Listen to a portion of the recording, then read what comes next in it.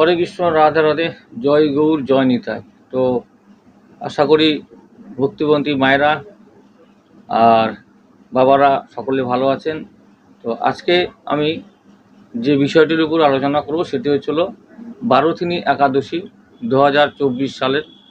তো আগামীকাল অর্থাৎ শনিবার বারোথিনী একাদশী আপনারা আশা করি সকলেই করবেন সেই দিনটি আর কি। তো এই একটি দিন অর্থাৎ শনিবারে বারোথিনী একাদশী যারা যারা করেন তো এবং যারা যারা করার জন্য মনস্থির করেছিলেন শুরু করবেন বলে, তো খুবই ভালো দিন আর খুবই ভালো পুণ্যের কাজ এই একাদশী করা আর কি, অবশ্যই করবেন। আর যে সমস্ত বিষয় আজকে আলোচনা হবে, তো একাদশী কোন দিন এবং এর মাহাত্ম্য কী আর এর যে ফলটা কী লাভ হবে সেটা, এই একাদশী ফললাভের দান কী হবে সেটির উপরই বিস্তারিত আলোচনা করব। এবং আপনারা এই একাদশীতে কি কি প্রসাদ আপনারা গ্রহণ করতে পারবেন। বৈশাখ মাসের এক কথা বলতে গেলে শ্রেষ্ঠ একাদশী এই হচ্ছে বারোথিনী একাদশী। তো বৈশাখ মাসের শ্রেষ্ঠ একাদশী এটি বারোথিনী একাদশী 2024 সাল 13 মে, অর্থাৎ 4 তারিখ মে মাসের, অর্থাৎ আগামীকাল 4 তারিখ মে মাসের 2024 সালের বারোথিনী একাদশী আপনারা সকলে মিলেই কিন্তু পালন করবেন নিষ্ঠা সহকারে। তো এইখানে একাদশীর নিয়ম হচ্ছে আপনারা কীভাবে একাদশী পালন করবেন। তো যারা যারা করেন তো সকলেই জানেন, আর যারা নতুন করবেন বলে মনস্থির করেছিলেন তাদের উদ্দেশ্য বলছি আমি।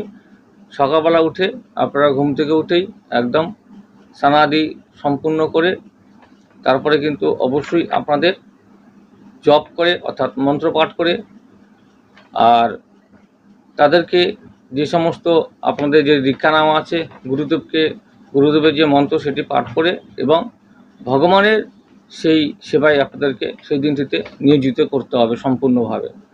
কারণ আপনাদের ঘরে যে সমস্ত দেবদেবী অর্থাৎ গোপাল যাদের বিশেষ করে আছে বিগ্রহ বা গোপালের যে ছোট্ট গোপাল বালগোপাল যেগুলো যাদের কাছে আছে, সেই ভগবানকে উদ্দেশ্য করে আপনারা নাম জপ করবেন সারাদিন এবং পূজা অর্চনা করবেন, যতটা পারবেন জপ করবেন, জপ করার চেষ্টা করবেন এবং হরিনাম সংকীর্তন আপনারা কিন্তু অবশ্যই করতে থাকবেন সেদিনটিতে। একাদশীর প্রত্যেকটি একাদশীর দিনেই হরিনাম সংকীর্তন কিন্তু অবশ্যই করা দরকার সকলকেই, কারণ হরিনামের মধ্য দিয়ে এবং হরিকথার মধ্য দিয়ে আপনাদেরকে এই দিনটিকে পালন করতে হবে। কারোর সাথে ঝগড়াঝাটি নয়, কারোর সাথে কুকথা নয়, কারো কুকথার মন্তব্যে আপনারা কান দেবেন না। তো এই দিনতে যারা নিষ্ঠা সহকারে পালন করবেন সকলেই আপনারা কিন্তু এই হরিভক্তি হরিকথার মাধ্যমে কিন্তু এই দিনটিতে আপনারা কাটাবেন। আর যারা যারা আশ্রয় যেতে পারবেন বা গৌড়ীয় মঠ যে সমস্ত জায়গায় আছে, যে সমস্ত মন্দির আখড়াগুলো আছে, রাধাকুঞ্জের আখড়া আছে, সেখানে গিয়ে হরিকথা শুনবেন, শ্রবণ করবেন কান দিয়ে। যদি বা আপনাদের আশেপাশে কোথাও না থেকে থাকে অবশ্যই বাড়িতেই আপনারা গীতা পাঠ করুন, আর তার সাথে সাথে আপনারা এই গীতা পাঠের মাধ্যমে কিন্তু সেই দিনটিতে আপনারা কিন্তু সম্পূর্ণভাবে নিয়োজিত করতে পারবেন। তো এই দিনটিতে প্রসাদ আপনারা গ্রহণ করবেন কি, অর্থাৎ ভগবানকে ভোগ লাগিয়ে এই প্রসাদ আপনাদের গ্রহণ করতে হয়। তো যারা যারা প্রসাদ নেন ফলাহার অর্থাৎ সমস্ত রকমের ফল আপনারা নিতে পারবেন এবং মোটা যে সাবুদানাগুলো আছে, অর্থাৎ এখন মার্কেটে জেকে সাবু নামে একটা আছে, অনেকেই সেটা মানে 99% ভক্তরা কিন্তু এই জেকে সাবুতেই পালন করে। বিভিন্ন জায়গায় বিভিন্ন কোম্পানি আছে, যাই হোক অরিজিনাল সাবু যেটা জেকে সাবু, যেটা মোটা দানা, সেটা দিয়ে আপনারা করবেন, চিকন সাবু দিয়ে করবেন না। মোটা দানাতে হচ্ছে যে অরিজিনাল সাবু। তো এই সাবু দিয়ে আপনারা পালন করবেন। এটাকে সিদ্ধ করে নিয়ে যে আলু কুচি করে দিয়ে সেটা আপনারা কিন্তু যে খিচুড়ি টাইপের করতে পারবেন। এর মধ্যে আরও অন্য রকমের যে সবজিগুলো আছে সেগুলো আপনারা দিতে পারবেন। সেই সবজি দিয়ে শুধুমাত্র দানা শস্য বাদ দিয়ে পঞ্চরবি শস্য যেগুলো আছে সেগুলো বাদ দিয়ে আপনাদেরকে পালন করতে হবে। কোনো সরিষার দানা নয়, জিরার দানা নয়, সরিষার তেল নয়, বিভিন্ন এই সময় শুধুমাত্র আপনারা সাদা তেল দিয়ে করবেন। সানফ্লাওয়ার অর্থাৎ সূর্যমুখী যে তেল আছে, সানফ্লাওয়ার সূর্যমুখী তেল, সাদা তেল, সেই তেল দিয়ে আপনারা কিন্তু এই রান্না প্রসাদের যে রান্না সেগুলো কিন্তু করে নিতে পারবেন। আর ফলাহার করবেন, আর এই সাবু আপনারা প্রসাদ দিয়ে ভগবানের কাছে নিবেদন করে তারপরে কিন্তু আপনারা কিন্তু ফল এবং এই প্রসাদ সাবুর যে খিচুড়ি বা পায়েস হোক সেটা কিন্তু আপনারা করে নিয়ে যে সেবা নিতে পারবেন। আর এই একাদশীর মাহাত্ম্য মানে চরম, কারণ কি স্বয়ং যে দেবাদিদেব যে মহাদেব সে কিন্তু এই একাদশী করেছিল, তো যার জন্য কিন্তু এর মাহাত্ম্য মানে অনেক আর কি। স্বয়ং শিব ঠাকুর অর্থাৎ দেবাদিদেব মহাদেব যিনি সে কিন্তু করেছিল। ইহ জন্মে এবং পরজন্মে এর কিন্তু মাহাত্ম্য মানে অসীম, এক কথা বলতে গেলে ইহ জন্মে মানে এই জন্মেও এবং পরজন্মেও এই মাহাত্ম্য কিন্তু থাকবেই আর কি। এই মাহাত্ম্য আপনাকে কেউ কেড়ে নিতে পারবে না, এই মাহাত্ম্য থাকবে। সকলে একাদশী এইভাবে নিষ্ঠা সহকারে পালন করুন। আর আগের দিন অর্থাৎ যে শনিবার হলে শুক্রবারে আপনারা যখন স্নান টান করে উঠবেন, ভগবানের কাছে গিয়ে যে সংকল্প করতে হয় যে ভগবান আমি যেন আগামীকাল যে বারোথিনী একাদশী পালন করব সেটা যেন আমি নিষ্ঠা সহকারে পালন করতে পারি, আমাকে আশীর্বাদ করুন, আমাকে অনুমতি দিন, আমাকে আমার মনের ভরসা যোগান, শক্তি দিন। তো এরকম সংকল্প করে ভগবানের কাছে আগের দিন সংকল্প করে নিতে হয়। এটা করবেন আপনারা, করে নিয়ে শনিবারে কিন্তু আপনাদেরকে এই একাদশী ব্রত পালন করতে হবে নিষ্ঠা সহকারে। আর সবচেয়ে বড় ব্যাপার, এই ব্রত পালন করলে কিন্তু দিব্যধাম প্রাপ্ত হয়, দিব্যধাম প্রাপ্ত করা হয় আর কি। আর এই দিনটিতে, এই একাদশীর দিনটিতে আপনারা কিন্তু যে সমস্ত যে মানব অর্থাৎ এই মানব সমাজে এটা তো কলিযুগ, তো যার জন্য কিন্তু সবাই তো ভক্তিপথে সহজে আসতে চায় না। দেখা গেলো কোনো পরিবারে ফ্যামিলিতে স্বামী স্ত্রী উভয় আছে, হয়তো স্ত্রী হচ্ছে ভক্তিপথে আছে, স্বামী হয়তো ভক্তিপথে নাই, অথবা কোনো কোনো বাড়িতে দুজনেই একত্রিত হয়, তো খুবই কম দেখা যায় দুজনে যুগলে মিলে একসঙ্গে করতে আর কি। তবে যে বেশিরভাগই আলাদা আলাদাভাবেই করে সবাই, মানে একজন করছে আর একজন করছে না। তো তাদেরকে অবশ্যই এই ভক্তিপথে নিয়ে আসার তাদেরকে আমি আহ্বান জানাবো, এবং তাদের যে অর্ধাঙ্গিনী তাদেরকে বলবো, এবং যদি অর্ধাঙ্গিনী না করে তার যে স্বামী সে যেন হচ্ছে অবশ্যই তাকে যেন অনুপ্রাণিত করে যে একাদশীগুলো করার জন্য আর কি। উভয়ে মিলে যুগলে মিলে করুন, অবশ্যই ফললাভ অনেক হবে আর কি, এবং এর মাহাত্ম্য প্রচুর আর কি। আর এই দিনে আপনাদেরকে আমি বলবো তিল দান, সোনা দান এবং যে অন্নদান, তিল দান, সোনা দান, অন্নদান অবশ্যই আপনারা করতে পারেন। সেই শুদ্ধ ব্রাহ্মণকে যদি আপনারা দান করতে পারেন তবে ভালো। আর তিল সোনা যদি নাও করতে পারেন, অন্নদান করতে পারেন, কারণ অন্নদান কিন্তু কন্যাদানের সমতুল্য বলা হয় এবং গোদানের সমতুল্য বলা হয়। মানে একটি গরু, একটা গোমাতাকে দান করলে যে পুণ্য হয় সেটি কিন্তু অন্নদানে হয়, এবং একজন কন্যাকে, যে কন্যাকে দান করলে যে হচ্ছে পুণ্য লাভ হয় সেটা কিন্তু অন্নদানের সঙ্গে সমতুল্য করা হয় আর কি। এই জন্য বলা হচ্ছে অন্নদানের সমান কন্যাদান এবং অন্নদানের সমান হচ্ছে গোদান। তো তারপরেও তিলদান আছে, সোনাদান আছে, এই সমস্ত এগুলো করতে পারেন। এছাড়াও যে যারা গিয়ে বাড়িতে প্রতিনিয়ত গীতা পাঠ করেন, ভাগবত গীতা যারা পাঠ করেন তাদেরকে আপনারা ছোট যে গীতাগুলো আছে সেটি আপনারা তাদের হাতে তুলে দিতে পারেন, অনেক পুণ্যের কাজ এটা। তো গীতা দান করা আর কি। এবং যে সমস্ত যে যারা ভক্তিমতী মায়েরা হোক বা বাবারা হোক, যারা এই পথে আসতে চান, সেই যাদের মনোকামনা বা যে ইচ্ছা আছে তাদেরকে আপনারা গীতা দান করুন, তো অবশ্যই আরও কিন্তু পুণ্য বেশি হবে। কারণ তারা যে আসতে চাচ্ছে, ইচ্ছা আছে, তাদেরকে একটা হাতে একটা গীতা তুলে দিয়ে বলুন যে প্রভু আপনি যে এই গীতাটাকে প্রতিনিয়ত একটা বা দুটো শ্লোক করে সময় হলে অবশ্যই পাঠ করবেন। তো গীতা হচ্ছে সর্বসারের মূল কথা। মানে আমাদের যে যে এই বিশ্ব সংসারে যে আমরা মানব জীবন আমরা বসবাস করছি, তো এই বসবাসের জন্য আমরা বিভিন্ন মায়াগ্রস্ত হয়ে আছি, এবং এই সংসারে জড়াজগতে আমরা এসেছি মানব জীবন ধারণ করে নিয়ে। পৃথিবীতে ভগবান আমাদের পাঠিয়েছেন এই মানব সমাজে, এই মানব জীবন ধারণ করে আর কি জড়াজগতে। এই জড়াজগতে মোহচ্ছন্ন অবস্থায় আছে, সকলের মধ্যে মোহ মায়া মমতা ভর্তি। তো এই মায়া ত্যাগ করা খুবই আমাদের পক্ষে কঠিন, যার জন্য কিন্তু এই গীতা যারা যারা পাঠ করবে তো অবশ্যই এই মায়া থেকে কিছুটা হলেও আপনারা কিন্তু বেরিয়ে আসতে পারবেন। এবং গীতা সর্বসারের মূল কথা, এইটিতে যা বিস্তারিতভাবে বলা হয়েছে, তো তা সেটা পড়লে আপনার সম্পূর্ণ যে ভগবদ গীতা যদি পাঠ করেন, শ্রীকৃষ্ণের যে মুখনিঃসৃত যে বাণী অর্জুনকে যে বলেছে, এবং অর্জুন আর শ্রীকৃষ্ণর যে দুজনের যে কথোপকথন, সেই কথাগুলি আপনারা কিন্তু বিস্তারিতভাবে যখন পড়বেন তখন কিন্তু বুঝতে পারবেন এই জগতে আমাদের আসার মূল উদ্দেশ্য কী এবং কি আমাদের করতে হবে, আমাদের কার্যকলাপ কী, এবং সেই সম্পর্কে আপনারা কিন্তু সম্পূর্ণ তথ্য বুঝতে পারবেন। তখন আর কিন্তু মোহ বা মায়া অনেকটা হলেও কাটাতে পারবেন। যে যার কাছ থেকে হোক, এই যে আমরা জড়জগতে আছি, এই বিশ্ব সংসারে, এই মানব জগতে বা মানব জীবন এই ধারণ করে এই দেহটাকে নিয়ে, এই দেহটা আমাদের ত্যাগ করতেই হবে সকলকেই। কারণ এটা তো আমাদের হচ্ছে চিরাচরিত, এটা তো কেউ নিস্তার নেই, এর থেকে কেউ মুক্তি পাবে না। যে জীব হোক, পতঙ্গ হোক, কীট হোক, এবং প্রাণী হোক, জীবজগৎ হোক, প্রাণী জগৎ, সকল বস্তুই মানে আমাদের দেহত্যাগ করতেই হবে। দেহত্যাগ করার পরে কিন্তু নতুন যে আরেকটা যে নতুন যে জীবন, সেটা কিন্তু উপলব্ধি আমরা করতে পারবো। তো কর্মের ফলে আর কি, সেই ভালো কর্ম করলে আমরা সেই ভগবান আমাদের কিছু একটা ভালো ব্যবস্থা করে দিতে পারে আশা করি। আর খারাপ কর্ম করলে তো তাদের তো আর নিস্তার নেই, এই জগতে একদম নরক বাস করতে হবে, কোটি কোটি বছর ধরে নরক বাস করতে হবে, নরক যন্ত্রণায় তাদেরকে ভুগতে হবে। আর তার থেকে বড় মানে দুঃখ বা যন্ত্রণার এখানে কোনো মানে কথা বলা যাবে না। যাই হোক, তো আপনারা সকলে ভালো থাকুন, আর মানে সকলের প্রতি মঙ্গল কামনা চিন্তা করবেন, এবং বিরূপ ধারণা কারো প্রতি রাখবেন না। আর বিশেষ করে হিংসা তো থাকবে মানুষের, মানে হিংসাই তো মানুষকে শেষ করে দেয়। তো হিংসা থেকে একমাত্র নিস্তারের হচ্ছে মুক্তি, যে আপনারা গীতাকে পাঠ করুন, গীতাকে আশ্রয় করুন, ভগবদ গীতাকে আশ্রয় করুন এবং সেই শ্লোকগুলি পড়ুন। তো তাহলেও কিন্তু কিছুটা হলেও মোহ থেকে আপনারা কিন্তু বেরিয়ে আসতে পারবেন।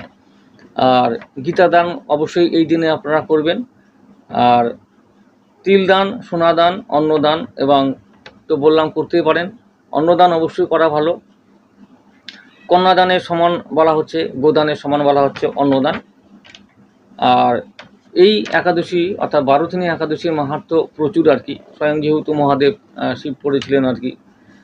আর এর ফলে কি হয়, এই একাদশী করার ফলে যেমন সুখ লাভ হয়, পাপ নষ্ট হয়, আবার হচ্ছে সৌভাগ্য বৃদ্ধি হয়। তো সুখ লাভ হয়, তো সুখ লাভ মানে কি, যে সমস্ত পরিবারে বা যাদের মধ্যে সুখের অভাব অর্থাৎ সুখ লাভ করতে এখনও যারা পারেনি ঠিকমতো হবে, তাদের কিন্তু এই একাদশী করার পর কিন্তু আস্তে আস্তে কিন্তু সেই সুখ বৃদ্ধি হবে। এবং পাপ নষ্ট হয় এই একাদশী করলে। এই জীবনে এখনও পর্যন্ত এই জড়জগতে এসে মানব জীবন নিয়ে যত রকমের পাপ কাজ করে দিয়ে এসেছেন, তো এই পাপ থেকে আপনারা দূরীভূত হতে পারবেন একাদশী। তবে এই একটা একাদশী শুধু করলে আপনাদেরকে 12 মাসে প্রত্যেকটি একাদশী অর্থাৎ মাসে 2টো করে একাদশী, একটা মাসে আর কি, সেই 2টো করে একাদশী প্রত্যেক মাসে 12 মাস আপনাদেরকে কিন্তু এই একাদশী ব্রতগুলো নিষ্ঠা সহকারে পালন করতে হবে, তবেই কিন্তু তার থেকে মুক্তি। এবার যদি কেউ বলে যে আমি এই একাদশী এত পাপ করেছি, আমি যেহেতু 12 একাদশী পালন করলেই সব পাপ থেকে মুক্তি, তো সেটা কিন্তু কোনোদিনও সম্ভব হয় না। কারণ ভগবান আগে বিচার করে দেখবে, তুমি এই সমস্ত কাজ করেছো বলে এই যে একাদশী করবে আর পাপ থেকে নিস্তার পাবে, সেটি নয়। তুমি বছরের প্রত্যেকটি একাদশী অর্থাৎ মাসে 2টো করে একাদশী, সেটা নিষ্ঠা সহকারে পালন করতে হবে। সেই যে ফললাভ সেটা কিন্তু জমা হতে থাকবে, তার পুঁজি এই জমা হতে হতে হতে হতে তারপরে কিন্তু সেই ফলটা একবারে ভগবান কিন্তু দিয়ে দেবে একদম। তো ভগবান যখন সবাইকে দেয় তখন কিন্তু অপূর্ণভাবে দেবে, সেটা ইচ্ছার মানে থাকলেও না থাকলেও। তো ভগবানের যখন ইচ্ছা হবে তখন কিন্তু তাকে কিন্তু সম্পূর্ণভাবে সাহায্য করবে। তো যার জন্য বলছি এই একাদশীর কিন্তু গুরুত্ব মাহাত্ম্য অপরিসীম। আপনারা করুন নিষ্ঠা সহকারে, তবে প্রত্যেকটি একাদশী আপনারা করবেন, অবশ্যই করা ভালো। একাদশী যারা এখনও যে শুরু করেননি তাদের বলবো আমি, ভক্তিমতী মায়েদের, ভক্তিমতী যে বাবাদের সকলকে বলবো, এবং যে একসঙ্গে আপনারা একাদশী ব্রত পালন করার চেষ্টা করুন। আমরা হিন্দু সনাতনী পরিবার, এবং এই হিন্দু সনাতনী পরিবার সনাতন ধর্মকে আমাদের টিকিয়ে রাখার দায়িত্ব আমাদের হাতে। শ্রী চৈতন্য মহাপ্রভু স্বয়ং আবির্ভূত হয়েছিলেন আমাদের এই ভারতবর্ষের মাটিতে, অর্থাৎ বাংলার, বিশেষ করে নবদ্বীপ, এইখানে তার জন্ম হয়েছিল বাংলাদেশের আর কি সিলেট নামক স্থানে শ্রী চৈতন্য মহাপ্রভু। তো সেই তো নবদ্বীপে এসেছিল এই আমাদের হরিনাম সংকীর্তনকে এগিয়ে নেওয়ার জন্য এবং এই প্রসারের জন্য, যাতে মানুষের প্রত্যেকটি হৃদয়ের প্রত্যেকটি প্রাণে প্রাণে বিন্দু বিন্দুতে কোনায় কোনায় যেন হরিনাম ছড়িয়ে পড়ে আর কি চারিদিকে। এই হচ্ছে হরিনাম প্রচারের উদ্দেশ্যে এই কলিযুগে জড়াজগতে আমরা বাস করছি, একমাত্র মুক্তির পথ হচ্ছে হরিনাম মহামন্ত্র, হরিনাম মহামন্ত্র। তাই বলা হচ্ছে এখানে যে হরের নাম হরের নামেব কেবলম কৌল নাস্তব নাস্তব নাস্তব গতি নাথা। অর্থাৎ এই হরিনাম ছাড়া কিন্তু আমাদের এই বিশ্ব সংসারে এই জড়াজগতে নিস্তার নেই। যে কোনো শুভ কাজ করতে গেলেও কিন্তু আমাদের নারায়ণ দেবকে যে এখানে আবির্ভূত করে তাকে আহ্বান জানিয়ে তাকে তার পুজো করে তাকে সেই শুভ কাজগুলো কিন্তু করা হয়, যে কোনো শুভ কাজে। অর্থাৎ নারায়ণ যে সর্বক্ষেত্রে বিরাজমান, তো সেই জন্য নারায়ণ পূজা ছাড়া কোনো শুভ কাজ কোনো দিনও হয়নি, হবেও না। বিষ্ণু, যে ভগবান বিষ্ণু তো যুগে যুগে অবতার হয়েছেন বিভিন্ন রূপ নিয়ে। যেমন সত্যযুগে শ্রী নারায়ণ ছিল আর কি, অর্থাৎ, এবং তারপরে ত্রেতায় ছিল হচ্ছে যে শ্রী রামচন্দ্র, এবং তারপরে শ্রীকৃষ্ণ, আর কলিযুগে হচ্ছে শ্রী চৈতন্য মহাপ্রভু। স্বয়ং শ্রী রাধাকৃষ্ণর যে মিলিত রূপ সেই চৈতন্য মহাপ্রভু, এই চৈতন্য মহাপ্রভুই হচ্ছে রাধাকৃষ্ণের মিলিত রূপ, একই রূপ, তাকে অবিচ্ছিন্ন করা যায় না, বিচ্ছিন্ন করা যায় না। সেই জন্য একই রূপ, একই শরীর, একই আত্মা। হ্যাঁ, তো এই রাধাকৃষ্ণ আমাদের সেই কল্পনা কিন্তু ভুল। আমরা যদি বলে থাকি রাধা কৃষ্ণ আলাদা আলাদা, কিন্তু সেটা কিন্তু কখনই না। রাধা এবং কৃষ্ণ একে অপরের যে সঙ্গে মানে একই আত্মাতে একই সুতোই গাঁথা আর কি, তো তাকে আলাদা করা যায় না, একই রূপ। সেই রাধাকৃষ্ণ হচ্ছে এই রূপ নিয়ে শ্রী চৈতন্য মহাপ্রভু আমাদের এই কলিযুগে আবির্ভূত হয়েছিলেন। তো তারই সেই যে তার যে বাণীগুলো এবং তার যে হরিনাম প্রচারের জন্য যে এখানে এসেছিলেন, তার হচ্ছে যে কথা মেনে আমরা কিন্তু সকলে মিলে এই হরিনামেই দীক্ষিত এবং হরিনামকে স্মরণ করব সবসময়।